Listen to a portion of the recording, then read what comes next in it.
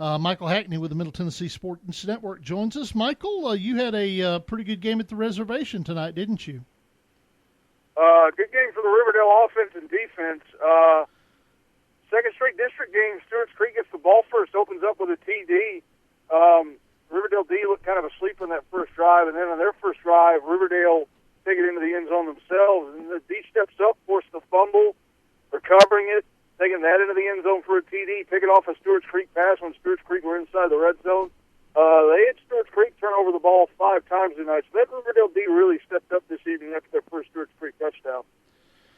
We talked to Coach Adelot a little bit earlier, and he talked about how balanced the several kids that contributed to the win. Who stood out in your mind for the Riverdale Warriors? Well, the quarterback, Cortland Owens, he had a touchdown pass. He had 2 touchdowns on the run himself. Austin Bryant had a couple of TDs on the run. Marquise Cantrell did a lot on offense and defense. He caught the touchdown pass from Cortland Owens, and Artavius Collier looked pretty good too. Those were the big 4 names tonight easily for Riverdale. Dennis Weaver, Josh Peterson talking to Middle Tennessee Sports Network producer and play-by-play man, Mr. Michael Hackney. President, CEO. No. Craig's president. Okay.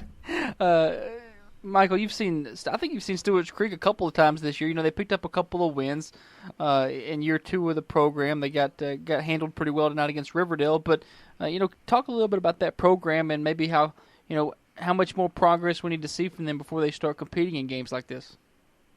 They have the pieces. They don't have all the pieces, but they have a few set ones. They got a senior quarterback in Mason Hall who has a lot of experience, not just at Stewart's Creek, but he played at Father Ryan. And Division II ball is really tough, especially in the Nashville area with Ensworth and MBA being the powers there. They got a pretty good running game. They got some good receivers. They got a couple of good cornerbacks and some serious lines. They actually went out of the game with an injury tonight, with a leg injury. They've got some of the pieces. They just don't have all of them. When they get all of them, they're going to be pretty scary, and they're going to play these games against these Riverdales and these Oaklands and these Blackmans a lot closer. All right, Michael, next week is fall break for everybody. Are you going to take fall break as well? Yep, we're going to take fall break, planning on being back on the 17th with Laverne and Oakland. And in the 2 nights leading up to that, planning on covering the semifinals and finals of the District 7 AAA Girls Soccer Tournament over at Richard Siegel Soccer Complex near the VA. All right, sounds good, buddy. Take care of yourself, and we'll talk to you soon. All right, man. October's a busy month for us. Craig's got Bethel roller hockey starting back up. We got high school hockey starting up at the end of the month. It's getting crazy now. Yep, cranking it up, buddy. Take care. We'll talk to you soon. All right, thanks, Dennis. Thanks, John. They got, MTSN, they do a great job on hockey. They really do. That's his calling.